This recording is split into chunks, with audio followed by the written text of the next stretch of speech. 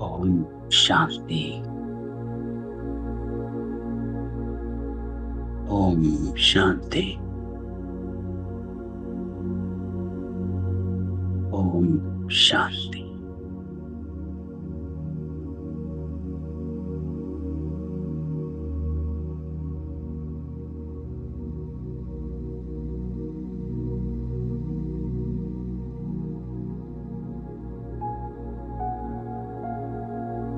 बाबा कहता है,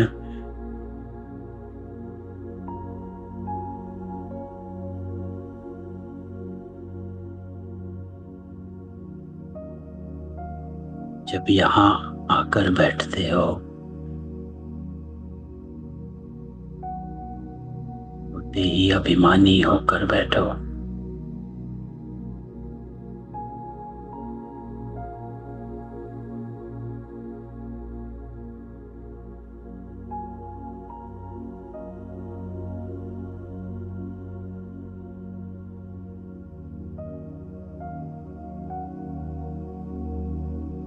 सारा ध्यान समेत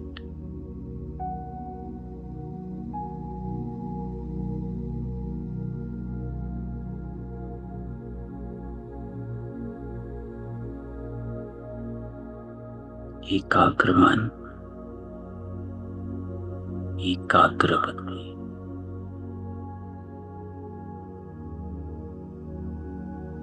सवेरे सवेरे बाबा आया, हमको ज्ञान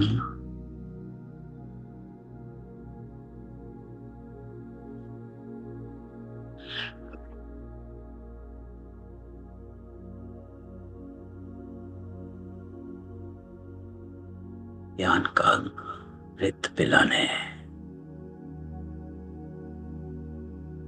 आज बाबा कहता है कि मीठे बच्चे, चुस्त स्टूडेंट बन अच्छे मार्क्स से पास होने का पुरुषार्थ करो। सुस्त स्टूडेंट नहीं बनना। और बाबा सुस्त किसको कहता है? बाबा कहता, सुस्त वो जिन्हें सारा दिन मित्र संबंधी याद आते।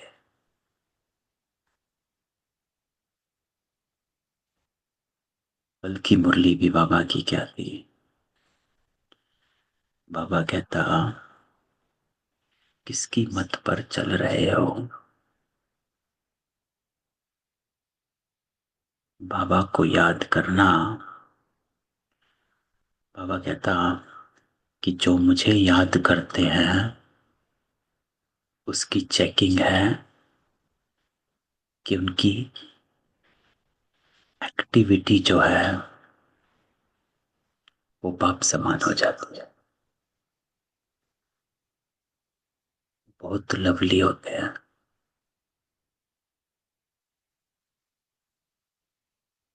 कल बाबा ने कहा था मेरी डायरेक्शन पर चलो, और जो बाबा को याद करता अर्थात उसकी एक्ट बाबा जैसी। तो आज भी बाबा कहता है कि अच्छे मार्क से पास होने का पुरुषार्थ करो। तो अच्छे मार्क्स कब मिलेंगे?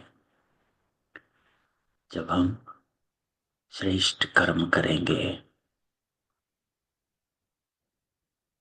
है ना? और श्रेष्ठ कर्म कब करेंगे? जब हमारे श्रेष्ठ संकल्प होंगे। और श्रेष्ठ संकल्प कब होंगे? जब हम परमात्मा की डायरेक्शन पर चलेंगे। और परमात्मा की डायरेक्शन पर कब चलेंगे?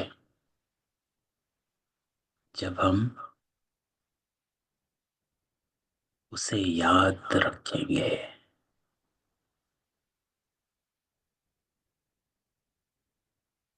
तो जब हमें परमात्मा याद रहेगा तभी उसकी डायरेक्शन याद रहेगी। डायरेक्शन याद रहेगी तभी हमारी मत श्रीमत जैसी होगी, और तब हमारा कर्म श्रेष्ठ होगा। इसलिए बाबा कहता है, सुस्त वो जिन्हें सारा दिन मित्र संबंधी याद आते। क्योंकि जो जिसको याद करता है उसके ही संस्कार,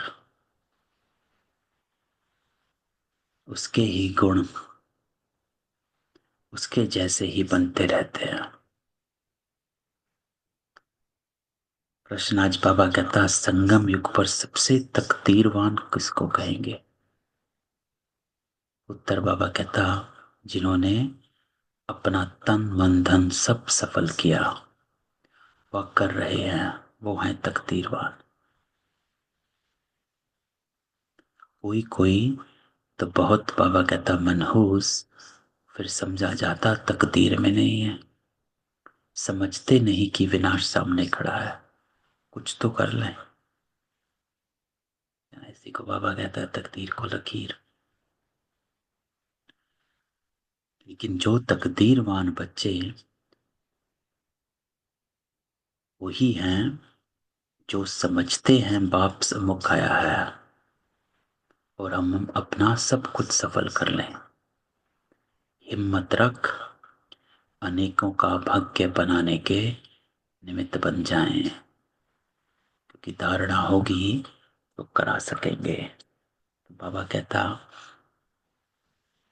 कि फॉर्चुनेट वो हैं जो अपना सब सफल करते हैं। सफल करो, सफलता पाओ, है ना। बाबा की मुरली थी थोड़े दिन पहले, अव्यक्त वाणी, जिसमें बाबा ने कहा था, पांचों प्रकार के धन को सफल करो। ज्ञान धन, याद का धन, गुणों का धन, शक्तियों का धन, है ना। और एक एक का बाबा ने बताया इसको सफल करने का अर्थ क्या है। गीत आज बाबा बताता, तकदीर जगा कर आई हूं, तकदीर जगा कर आई हूं। बाबा हमेशा कहता है, आए तो हो, यहां तक तो पहुंच गए, लेकिन अब तकदीर बनानी भी है। तकदीर जगा कर आई हूं, तकदीर बनाने आई हूं। बाबा कहता, ओम शांति, यह तो तुम बच्चे तकदीर बना रहे हो, है ना। एक तकदीर है पहुंचने की, जो कोटों में कोई पहुंच गए। दूसरी है, अब इनमें से कौन पहुंचेगा, आगे कौन जाएगा, है ना। जैसे स्थूल में भी सबने डॉक्टर मेडिकल कॉलेज में एडमिशन तो ले लिया, पहुंच गए, लेकिन सिर्फ एडमिशन लेने से डॉक्टर तो नहीं बन जाएंगे, पढ़ना पड़ेगा। तो वही बाबा कहता है कि एडमिशन तो ले लिया है, लेकिन अब आगे बढ़ना है। तो गीता में श्री कृष्ण का नाम डाल दिया और कहते, भगवानुवाच, मैं तुमको राजयोग सिखाता। अब श्री कृष्ण भगवानुवाच तो है नहीं, बाबा का ये कृष्ण, ये तो एम ऑब्जेक्ट है, तो बनना है ना। ये भगवानुवाच नहीं, बाबा कहता है ये तो बनना है। फिर शिव भगवानुवाच कि मैं तुमको राजाओं का राजा बनाता हूं। तो पहले जरूर प्रिंस कृष्ण बनेंगे, बाकी कृष्ण भगवानुवाच नहीं है। तो बाबा क्लैरिटी करता है कि कृष्ण बनना है, बनाने वाला कोई और है, वो रचना है, रचयिता कोई और है। कृष्ण तो तुम बच्चों की एम ऑब्जेक्ट है, ये पाठशाला है। भगवान पढ़ाते, तुम सब प्रिंस प्रिंसेस बनते हो। क्यों बनते हैं? क्योंकि सतो प्रधान हो जाते हैं, पवित्र हो जाते हैं। बाबा कहते, बहुत जन्मों के अंत के भी अंत में मैं तुमको यह ज्ञान सुनाता हूँ ना। कितने जन्म हो गए सतयुग से अब तक, यहाँ पहुंचे हैं। तो बाबा कहता कि बहुत जन्मों के अंत में मैं तुमको ये ज्ञान सुनाता, क्यों? कृष्ण बनने लिए। तो आज बाबा हमको एंकर कर रहा है कि तुम यहाँ क्यों बैठे हो। सिर्फ मुरली सुनने नहीं बैठे हो, तुम बनने बैठे हो। इस पाठशाला का टीचर शिव बाबा है, कृष्ण नहीं। शिव बाबा ही देवी देव धर्म की स्थापना करता है ना। हर धर्म का कोई ना कोई स्थापक जरूर चाहिए, चाहे कोई भी धर्म हो। बौद्ध धर्म है, इस्लामी है, क्रिश्चियनिटी है, सिखिज्म है, देवी देवता है। हर धर्म का कोई ना कोई स्थापक जरूर होता है, और देवी देवता धर्म का स्थापक बाबा कहता है शिव बाबा है। तुम बच्चे कहते हो हम आए हैं तकदीर बनाने, है ना। एक तो तकदीर जगा कर आए हैं, अब तकदीर बनाने भी आए हैं। आत्मा जानती हम परमित परम पिता परमात्मा से अब तकदीर बनाने आए। ये है प्रिंस प्रिंसेस बनने की तकदीर। राजयोग है ना। क्यों प्रिंस प्रिंसेस? क्योंकि ये है राजयोग, वो योग जिससे आप राजा बनते हो। शिव बाबा द्वारा पहले पहले स्वर्ग के दो पत्ते राधे कृष्ण निकलते हैं, है ना। हर पेड़ का जब पहले बीज फूटता है तो सबसे पहले दो पत्ते ही निकलते हैं, है ना। उसके बाद पूरा वृक्ष, चाहे कौन सा भी वृक्ष हो, बड़ का हो, आम का हो, कोई भी वृक्ष हो, बड़े से बड़ा हो, लेकिन शुरू में दो पत्ते। तो बाबा कहता है यहाँ भी ऐसे है। यहाँ पहले पहले स्वर्ग के दो पत्ते निकलते। ये जो चित्र बनाया यह ठीक समझाने के लिए अच्छा है। कौन सा चित्र? कल्प वृक्ष। गीता के ज्ञान से ही तकदीर बनती है। तकदीर जगी थी सो फिर फूट गई, है ना। द्वापर से फूट गई। बहुत जन्मों के अंत में तुम एकदम तमो प्रधान बैगर बन गए हो। किस चीज से बैगर बन गए? कि हमने आत्मा को खो दिया, पवित्रता गुम हो गई, तो बैगर हो गए हैं। अब फिर प्रिंस बनना है, अर्थात फिर से पवित्रता को वापस लेना है, प्योर बनना है। पहले तो जरूर राधे कृष्ण ही बनेंगे, फिर उन्हों की भी राजधानी चलती है ना। अब बाबा कहता राधे कृष्ण आते हैं तो राधे कृष्ण की जो राजधानी है तो उसके लिए प्रजा भी चाहिए, है ना। वो भी आएंगे फिर, सिर्फ एक तो नहीं होगा। स्वयंवर बाद राधे कृष्ण लक्ष्मी नारायण, नर से प्रिंस व नारायण बनना एक ही बात है। तुम बच्चे जानते हो ये लक्ष्मी नारायण स्वर्ग के मालिक थे। जरूर संगम पर ही स्थापना हुई होगी, इसलिए संगम युग को पुरुषोत्तम युग कहा जाता है। क्योंकि जो इस जन्म में करोगे वही अगले जन्म में मिलेगा। आदि सनातन देवी देवता धर्म की स्थापना होती है, बाकी और सब धर्म विनाश। सतयुग में बरोबर एक ही धर्म था।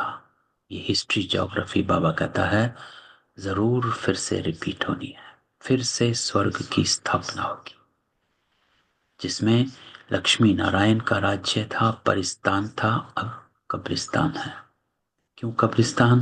क्योंकि बाबा कहता सब कब्र दाखिल हैं, मुर्दे हैं। क्यों? क्योंकि आत्मा मरी हुई है, इसलिए बाबा कब्रिस्तान कहता है कि सबकी आत्मा मर चुकी है, अर्थात सब देहभान में है, इसलिए कब्रिस्तान है। सब काम चिता पर बैठ बस हो जाएंगे। सतयुग में तुम महल आदि बनाओगे, ऐसे नहीं कि नीचे से कोई सोने की द्वारिका या लंका निकल आएगी। नहीं, द्वारिका हो सकती है, लंका तो नहीं होगी। गोल्डन एज कहा जाता है राम राज्य को। सच्चा सोना जो था वो सब लुट गया, तुम समझाते हो भारत कितना धनवान था, अभी कंगाल है। कंगाल अक्षर लिखना कोई बुरी बात नहीं। बाबा कहता तुम समझा सकते हो सतयुग में एक ही धर्म था, वहां और कोई धर्म हो नहीं सकता। क्यों? क्योंकि सतयुग 5,000 वर्ष पहले था, सब धर्म 2,500 वर्ष से आने शुरू हुए हैं, है ना। तो इसलिए बाबा कहता वहां तुम समझा सकते हो, और कोई धर्म हो ही नहीं सकता, क्योंकि सब धर्म का अपना अपना टाइम होता है। कई कहते हैं ये कैसे हो सकता, क्या सिर्फ देवताएं ही होंगे? अनेक मत मतांतर है, एक न मिले दूसरे से, कितना वंडर है ना। यहाँ पे मनुष्य मत आ जाती है, पर मत आ जाती है, कितने एक्टर्स हैं। अभी बाबा कहता कि स्वर्ग की स्थापना हो रही है। बाबा सैपलिंग लगा रहा है, उन आत्माओं को जगा रहा है जो स्वर्ग के लायक है। हम स्वर्गवासी बनते, ये याद रहे तो सदा हर्षित मुख रहेंगे। तो बाबा हमेशा इस हर्षित मुख को लेकर आता है। क्यों? बाबा कहता देवताएं हर्षित मुख होते हैं, और हर्षित मुख होने के लिए स्मृति जरूरी है, कि आप आज की जो स्मृति है उससे बाहर निकलो। बाबा हमेशा कहता है जो बीत गया उसे भूल जाओ, जो कर रहे हो उस पर निश्चय रखो, और भविष्य की चिंता मत करो, क्योंकि पुरस्कार नियति आपे ही मिलेगी अगर श्रेष्ठ कर्म हो गए तो। अर्थात अपने आज के कर्म पर अटेंशन रखो। तुम बच्चों को बहुत खुशी रहनी चाहिए, तुम्हारी एम ऑब्जेक्ट तो ऊंच है ना। हम मनुष्य से देवता स्वर्गवासी बनते हैं, ये भी तुम ब्राह्मण ही जानते हो कि स्वर्ग की स्थापना हो रही है ना? ये भी सदैव याद रहना चाहिए, परंतु माया घड़ी घड़ी भुला देती है ना, कि कहाँ कि हम एकदम इस स्मृति में हैं, और कोई बात हुई, कोई सिचुएशन आई, कुछ बात हुई तो एकदम भूल जाते, उलझ जाते हैं फिर माया की नगरी में। उस बात को सुलझने के चक्कर में हम उलझ जाते हैं। तो बाबा कहता तकदीर में नहीं तो सुधरते नहीं। झूठ बोलने की आदत आधा कल्प से पड़ी हुई है, वह निकलती नहीं। झूठ को भी खजाना समझ रखते हैं, छोड़ते ही नहीं, तो समझा जाता इनकी तकदीर ऐसी है। हाँ बाबा किसी को कोई बात समझा रहा है कि झूठ बोलने की आदत बाप को याद नहीं करते हैं। याद भी तब रहे जब पूरा ममत्व निकल जाए ना, नहीं तो बाकी याद रहेंगे। यहाँ तो बाप याद रहेगा, यहाँ बाबा कहता है बाकी याद रहेंगे। सारी दुनिया से वैराग, है ना। योगी वही जो वैरागी है। तो सबसे इम्पोर्टेंट जो क्वालिटी है, जो चाहिए, वो है वैराग। ब्रह्मा बाबा ने सबसे पहले वैराग किया। जो जो चीजें बाबा को लगती थी कि यहाँ पर बुद्धि खींचेगी, बाबा ने उनसे हल्का होना शुरू किया। इसलिए बाबा ने कारोबार बंद किया। मित्र संबंधियां आदि को देखते हुए जैसे कि देखते ही नहीं, है ना, ऐसा वैराग। देखते ही नहीं अर्थात उलझते नहीं हो, उस नाम रूप में नहीं आते हो, उनको आत्मिक स्वरूप में देखते हैं, है ना। कहीं फंसते नहीं हैं, जानते हैं ये सब नरकवासी कब्रिस्तानी है, ये सब खत्म हो जाने हैं। अब हमको वापस घर जाना है, इसलिए सुख धाम शांति धाम को ही याद करते हैं। बाबा कहता हम कल स्वर्गवासी थे, राज्य करते थे, वो गवा दिया, फिर हम राज्य लेते हैं। बच्चे समझते भक्ति मार्ग में कितना माथा टेकना, पैसे बर्बाद करना होता है। चिल्लाते ही रहते हैं, मिलता कुछ भी नहीं है। आत्मा पुकारती है, बाबा आओ, सुखधाम ले चलो। सो भी जब अंत में बहुत दुख होता है, बाबा कहता तब याद करते हैं, नहीं तो बाबा को याद नहीं करते। तो बाबा कहते, तुम देखते हो अभी यह पुरानी दुनिया खत्म होनी है। तो बाबा हमेशा हर मुरली में ये स्मृति इमर्ज करवाता रहता है कि आपको पुरुषार्थ करना है, क्योंकि अब टाइम है, यही समय है। कल कौन सा गाना था, ये वक्त जा रहा है। जो करना है सो कर ले। अभी हमारा यह अंतिम जन्म है, इसमें हमको सारी नॉलेज मिली, नॉलेज मिली, लेकिन बाबा कहता पूरी धारण करनी है। क्यों? क्योंकि सब कुछ अचानक, अर्थक्वेक आदि अचानक होती है। हिंदुस्तान पाकिस्तान के पार्टीशन में कितने मरे, तुम बच्चों को शुरू से लेकर अंत तक सब मालूम पड़ा है। बाकी जो रहा हुआ होगा, बाबा कहता वो भी मालूम पड़ता रह जाएगा। सिर्फ एक सोमनाथ का मंदिर सोने का नहीं होगा, बाबा कहता और भी बहुतों के महल मंदिर आदि सोने के होंगे। फिर क्या होता है, कहाँ गुम हो जाते हैं? क्या अर्थक्वेक में बाबा कहता अंदर चले जाते हैं, जो निकलते ही नहीं, अंदर सड़ जाते हैं। क्या होता है आगे चल, बाबा कहता तुमको पता पड़ जाएगा कि क्या होगा, ये दुनिया कैसे चेंज हो जाएगी, है ना। जैसे बाबा कहता है कि स्वर्ग में सृष्टि सतो प्रधान है। कोई भी चीज जो आज है, चाहे वो पेड़ पौधा है या पंछी है, कोई भी कलयुग की वस्तु सतयुग में नहीं होती है, सब नया होता है। तो बाबा इसलिए कह रहा है कि कहाँ गई, कहते हैं सोने की द्वारिका चली गई। अभी तुम कहेंगे ड्रामा में वह नीचे चली गई, फिर चक्र फिरेगा तो ऊपर आएगी, सो भी फिर से बनानी होगी। ये चक्र बुद्धि में सिमरण करते बड़ी खुशी रहनी चाहिए। ये चित्र पॉकेट में रख देना चाहिए। ये बैज बाबा कहता बहुत सर्विस लायक है। अब बाबा बुद्धि एकदम सर्विस की तरफ, परंतु इतनी सर्विस कोई करता नहीं है। तुम बच्चे ट्रेन में भी बहुत सर्विस कर सकते हो, परंतु कोई भी कभी समाचार लिखते नहीं कि ट्रेन में क्या सर्विस की। थर्ड क्लास में भी बाबा कहता सर्विस हो सकती है। जिन्होंने कल्प पहले समझा है, जो मनुष्य से देवता बने हैं, वही समझेंगे। क्योंकि जो कल्प पहले हुआ था वही होगा।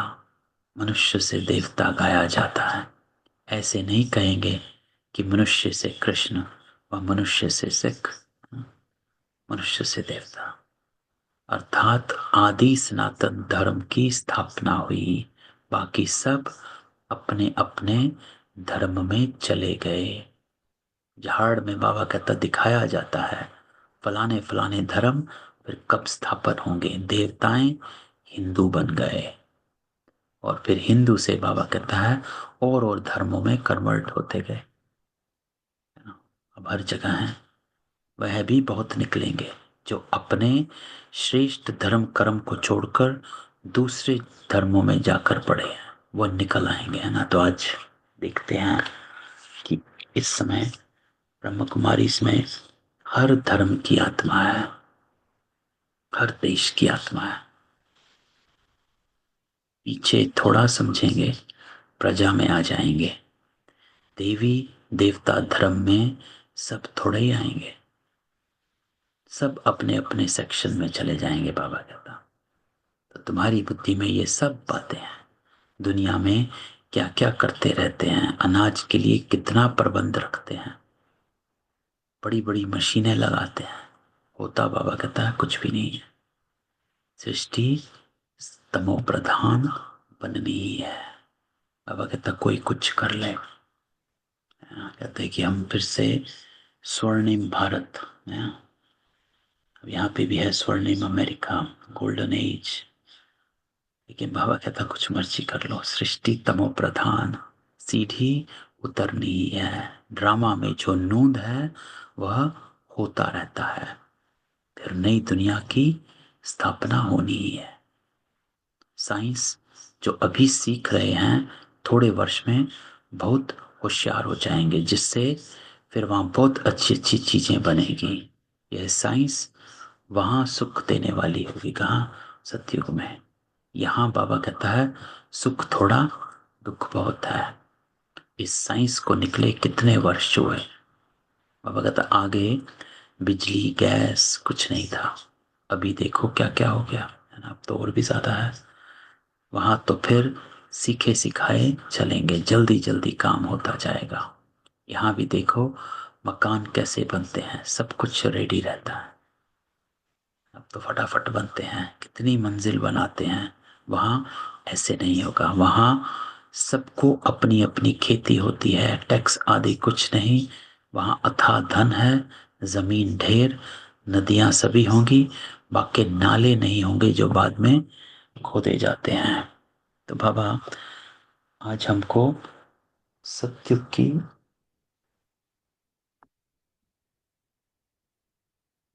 सत्युग की सत्युग कैसा होगा वो बता रहा है, फिर हमारा एम ऑब्जेक्ट बता रहा है।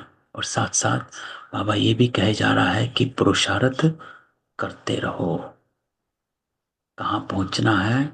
और फिर बाबा विनाश भी बताया जा रहा है कि ये भी होना जरूरी है, ये भी बुद्धि में रहना चाहिए। तो बच्चों को अंदर में कितनी खुशी रहनी चाहिए कि हमको डबल इंजन मिली हुई है। पहाड़ पर बाबा कहता ट्रेन को डबल इंजन मिलती है ना, एक आगे से और एक पीछे से। तुम बच्चे भी अंगुली देते हो ना, है ना, सबका हाथ है। तुम हो कितने थोड़े, तुम्हारी महिमा भी गाई हुई है। तुम, हमारी महिमा कहाँ है? सालीग्राम। तुम जानते हो हम खुदाई खिदमतगार हैं, है ना। ये भी भाग्य है कि खुदा हर एक से खिदमत नहीं कराता। और हमारा योगदान जो है, बाबा कहता है तुम्हारा योगदान है पवित्रता का। तुम अगर पवित्रता का योगदान देते हो, वो बाबा के यज्ञ को सफल करता है, क्योंकि यज्ञ में आहुति दी जाती है। श्रीमत पर सेवा कर रहे हैं,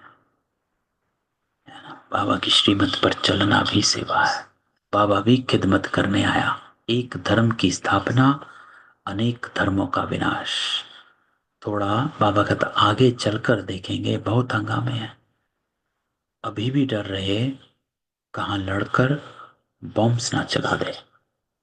चिंगारी तो बहुत बाबा कहता लगती रहती है, घड़ी घड़ी आपस में लड़ते रहते हैं। बच्चे जानते हैं पुरानी दुनिया खत्म होनी ही है, फिर हम अपने घर चले जाएंगे। अभी बाबा कहता 84 का चक्र पूरा हुआ है, सब इकट्ठे चले जाएंगे। तुम्हारे में भी बाबा कहता थोड़े हैं जिनको घड़ी घड़ी याद रहती है। ड्रामा अनुसार चुस्त और सुस्त दोनों ही प्रकार के स्टूडेंट हैं। तो बाबा कहता कि ये समय ऐसा है जिसमें हर तरफ से चिंगारी चल रही है, लेकिन बाबा कहता ये बात आपको स्मृति में रहे तो आपका पुरुषार्थ आगे हो। इसीलिए बाबा कहता है ड्रामा अनुसार चुस्त और सुस्त दोनों ही प्रकार के स्टूडेंट हैं। चुस्त अच्छे मार्क्स से पास हो जाते हैं, सुस्त जो होगा उनका सारा दिन लड़ना झगड़ना ही होता रहता है। अब बाबा चुस्त और सुस्त स्टूडेंट को पकड़ता है, बाप को याद नहीं करते, है ना, इधर उधर फंसे रहते हैं। सारा दिन मित्र संबंधी बहुत याद आते रहते हैं ना, यहाँ फोन वहाँ फोन, बस यहाँ सब कुछ भूल जाना होता है। क्यों? क्योंकि हम आत्मा को प्यूरिफाई कर रहे हैं, और आत्मा की प्यूरिफिकेशन तभी होगी जब आप साइलेंस में परमात्मा के साथ बैठोगे। किसी और से बात करना, उससे आत्मा प्यूरिफाई नहीं होती है, किचड़ा ही जमा होता है। हम आत्मा है, यह शरीर रूपी तुम लटका हुआ है। तो बाबा कहता ऐसे स्मृति में रहना चाहिए कि मैं असल में आत्मा हूं, और ये शरीर रूपी तुम लटका हुआ, अर्थात ये जो नाम रूप हमारा है, ये सब लटका हुआ है। हम कर्मातीत अवस्था को पालेंगे, फिर यह दुम छूट जाएगा। यही फिक्र है। कर्मातीत अवस्था हो जाए तो यह शरीर खत्म हो जाए, है ना। तो ये हमारी अंतिम स्टेज है, कर्मातीत अवस्था, अर्थात कर्म के फल से अतीत हो जाना। परसों भी हम योग मुरली में यही बात डिस्कस की थी। कर्मा, बाबा हमको योग क्यों कहता है? क्योंकि बाबा हमको कहता है कि कर्म योगी हो। तो कर्म योगी हो तो कर्मातीत अवस्था को पाना है। हम शाम से सुंदर बन जाएं, मेहनत तो करनी है ना। प्रदर्शनी में भी देखो कितनी मेहनत करते हैं। महेंद्र भाई भोपाल के ने कितनी हिम्मत दिखाई, अकेला कितनी मेहनत से प्रदर्शनी आदि करते हैं। मेहनत का फल भी तो मिलेगा ना। एक ने कितनी कमाल की, कितनों का कल्याण किया, मित्र संबंधी आदि की मदद से ही कितना काम किया है, कमाल है ना। बाबा महेंद्र भाई की प्रशंसा कर रहे हैं कि वो भोपाल में प्रदर्शनी करी, मित्र संबंधियों को समझाते ये पैसे इस कार्य में लगाओ, रखकर क्या करोगे। सेंटर भी खोला है हिम्मत से, कितनों का भाग्य बनाया। तो ऐसे ही बाबा कहता 5-7 निकल जाए तो कितनी सर्विस हो जाए। फिर कहता कोई कोई तो बहुत मनहूस। फिर समझा जाता तकदीर में नहीं है, समझते नहीं विनाश सामने खड़ा, कुछ तो कर लें, है ना। तो निश्चय नहीं है। अभी मनुष्य जो दान करेंगे ईश्वर अर्थ, कुछ भी मिलेगा नहीं। ईश्वर तो अभी आया है स्वर्ग की राजाई देने।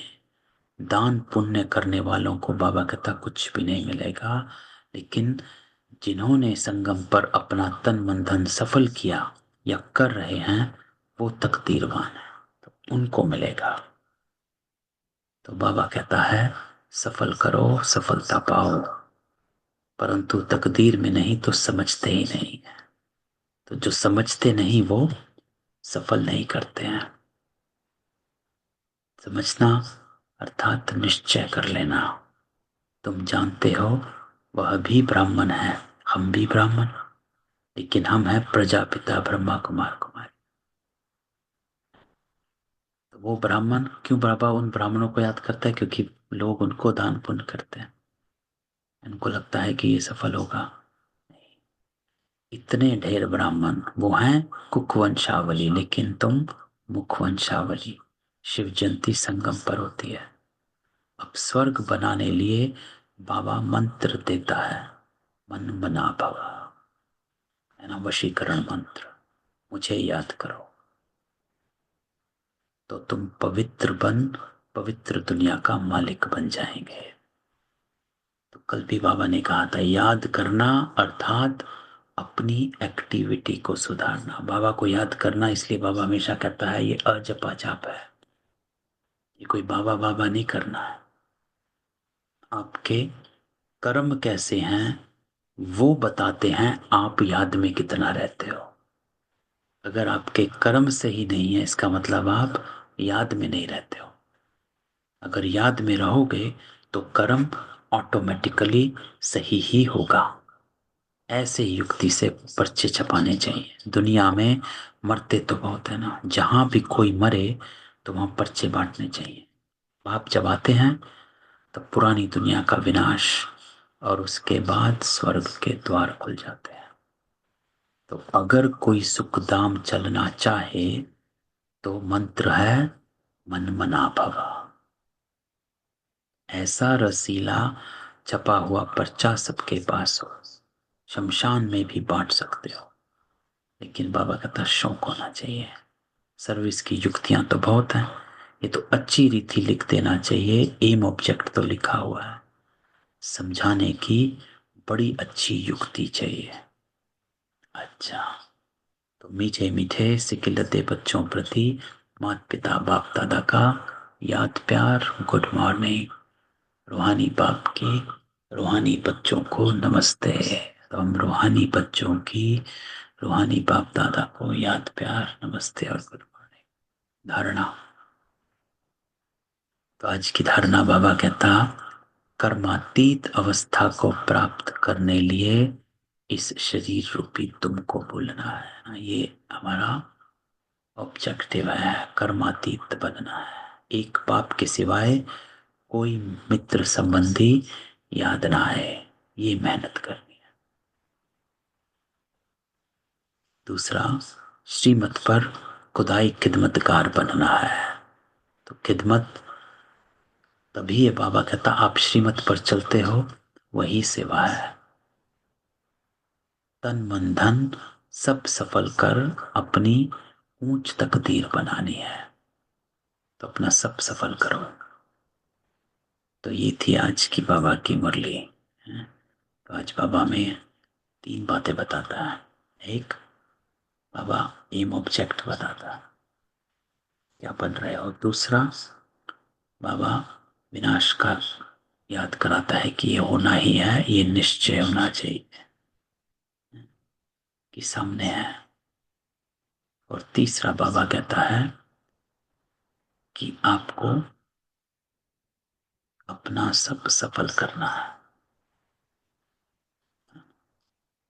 सबको अनम्यूट करते, किसी का कोई क्वेश्चन हो।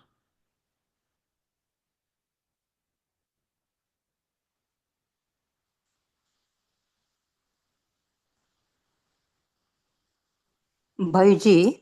ओम शांति। ओम शांति, ओम शांति। वो तकदीर में नहीं, ये एक बार थोड़ा सा स्पष्ट करना। तीर में नहीं है तो नहीं करेंगे, ये लाइन। हाँ। हाँ, तो बाबा कहता है कि जो बच्चे जानकर भी अनजान बने हुए हैं या श्रीमत पर नहीं चलते हैं, उनको बाबा कह रहा हम्म। है कि इसका अर्थ है कि वो तकदीर में नहीं है। तकदीर में नहीं, तो इसलिए बाबा कई मुरलियों में कहता है तकदीर में नहीं तो तदबीर भी नहीं होगी, है ना। ताकि तदबीर होता है कि तुम एफर्ट जो है, तो एफर्ट उतना ही करोगे जो तुम्हारी तकदीर में होगा, है ना।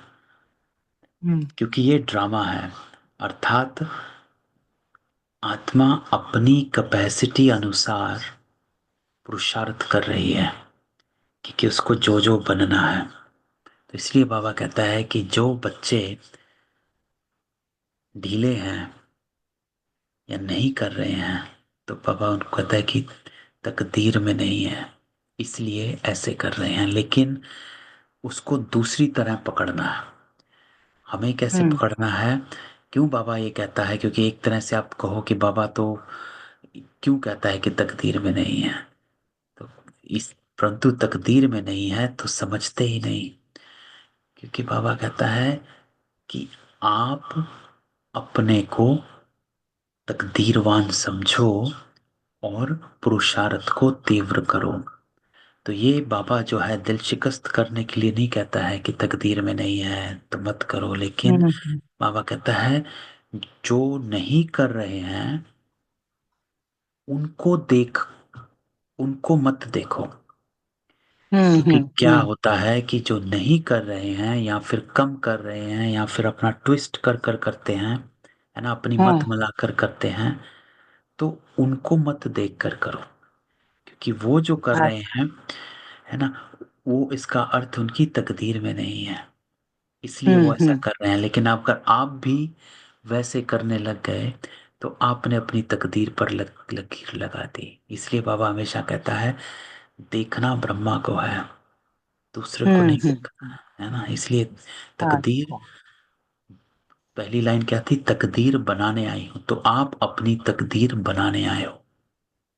हम्म, आप पुरुषार्थ करो, इसलिए बाबा ये बात करता अच्छा, अच्छा, है ना। तो बाबा हमको कहता है कि कहीं उलझो मत, किसी और को देखकर अपना पुरुषार्थ तय मत करो कि वो ऐसा है वो ऐसा है। नहीं, बाबा कहता है अपना अपने आप बनाओ। इसलिए बाबा कहता है, चुस्त स्टूडेंट अच्छे मार्क के साथ पुरुषार्थ करेगा, सुस्त वो बस इधर उधर ही रहेगा, बुद्धियां मारेगी। तो ये है। चलो 5 मिनट बाबा की याद में बैठते हैं।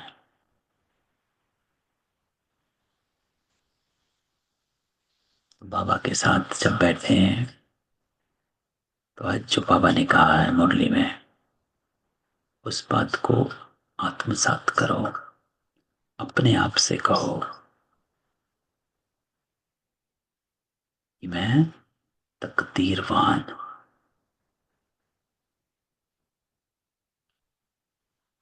मैं वो तकदीरवान जो अपना सब सफल कर सतो प्रधान अवस्था को पाने आया हो।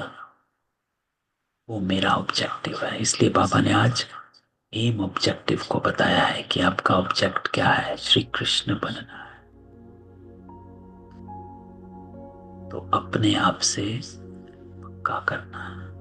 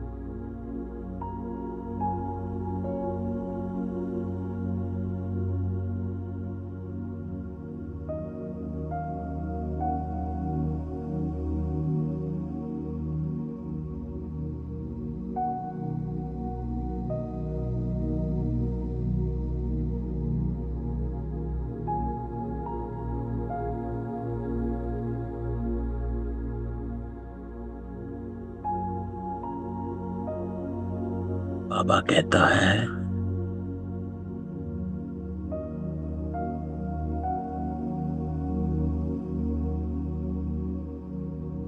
कर्मातीत अवस्था को प्राप्त करना है।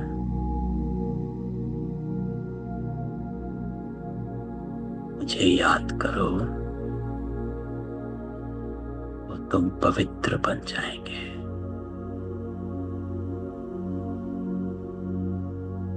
अपना सब कुछ सफल करो। कर्म श्रेष्ठ। जितना कर्म श्रेष्ठ,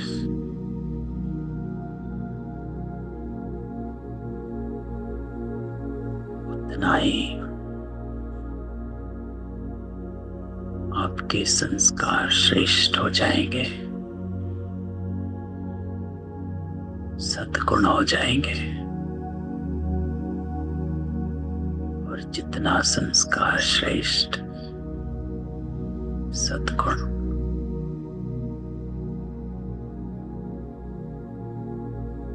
उतना ही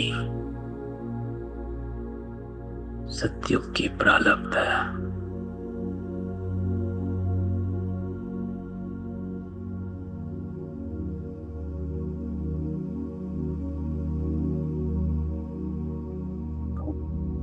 शांति।